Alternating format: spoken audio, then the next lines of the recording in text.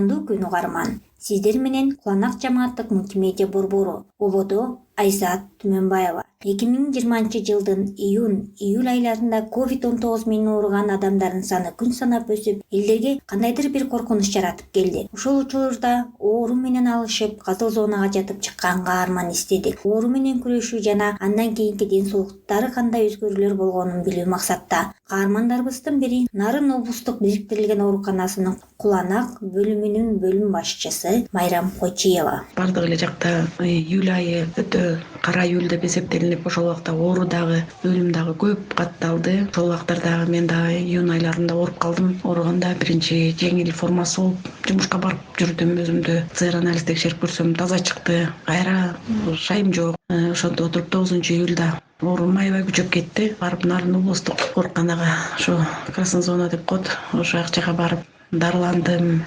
Дарылануу процесси эми протокол негизинде жүрөт. Тарда психологиялык жабыркоо өтө болду. Өлүм да көп болуп атты. Оорулар дагы өздөрүнүн алдын ала кооптонуу сезимдери көп болуп, өздөрүн аңдышып, психикалык өтө атака болду да. Менде деле ошондой сезимдер болду. Абалым өтө катуу, кислороддук аппаратта жатып калдым. Кудайга шүгүр, жакшы. Баягы карантин обочолонуу менен жүрүп, августтун аягында кайра өзүм красный зонага иштеп, 1 ай 22 күн иштеп, андан кийин обочо менен 14 күн карантин болду. Учурда абалым жакшы. Ал эми кийинки каарманыбыз Куланак айылында туулуп, учурда Бишкек шаарында жашап жаткан Шарипа Майлыбаева. Былтыр оору күч алган мезгилде Шарипа апа эки өпкөсүнөн пневмония деп кызыл зонага кирип дарыланып чыккан. Өзүнүн жаш курагындагы адамдар ооруну тез жуктуруп алуусу толук мүмкүн экенин баса белгилейт. Былтыр июнь айынын аягында ковид оорусуна чалдыгып ооруп калдым. Негизи мен ошол ковид оорусуна чалдыкканымды в основном стресске кабылып, ушундан иммунитетим кетип, анан кийин жуктуруп алдым деп ойлойм. Кичүү бир тууганым ооруп,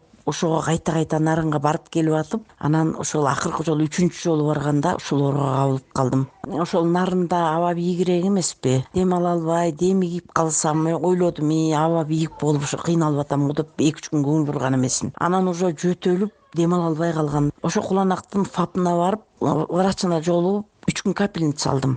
Антибиотик алдым, бирок жардам бере албай койду. Анан кийин агамдар да койкой кеткиниң Бишкегиңе деп Бишкекке жиберди. Бишкекке келип, Чүй областтык больницасына карайбыз биз. Ошол жерге келип туруп, рентгенге түшкөндө эле эки өпкөңүздөн пневмония болуп калыптыр, немеделе больницага жатыңыз деп мага жолдомо беришти. Анан ошол кезде жанагы улуттук госпиталдын урология бөлүмүн ушундай красный зона кылып, элди дарылап жаткан ошого эң акыркылардан болуп кабылып калдым да, орун табылып калды. Ал жердин условиясы аябай жакшы болду. 4 эле адам бир палатада жаттык, санузел ичинде. Балдар, кыздар аябай жакшы карашты. Күнү түнү капельницаны коюп, киндигибизге жанагы ар түрдүү уколдорду коюп, аябай жакшы карашты. 10 күн дарылады. Анан ошол кезде аябай эл көп ооруп, жанагы бир түндө 13-15ке чейин адам өлүп калып аткан кез болчу. Анан кийин үстүбүзгө кайра аябай көп оорулар келе баштаганда, врачтар ачык эле айтты, оорулар аябай көп болуп атат, силер жакшы болуп калдыңар. Эгерде макул десеңер, силерди чыгара ал да ордуңарга киши алалы деп. Анан кийин макулдугубузду берип чыгып кеткенбиз. Бирок биздин кагазыбызга өздөрү отказ берди деп жаздырып коюптур. Бул туура эмес. Азыр акыбалым жаман эмес. Мен андан кийин өзүмдүн иммунитетимди көтөрүүгө аракет кылып, курортторго бардым. Убагы менен туура тамактанып, чөп-чар менен дарыланып жүрүп, азырынча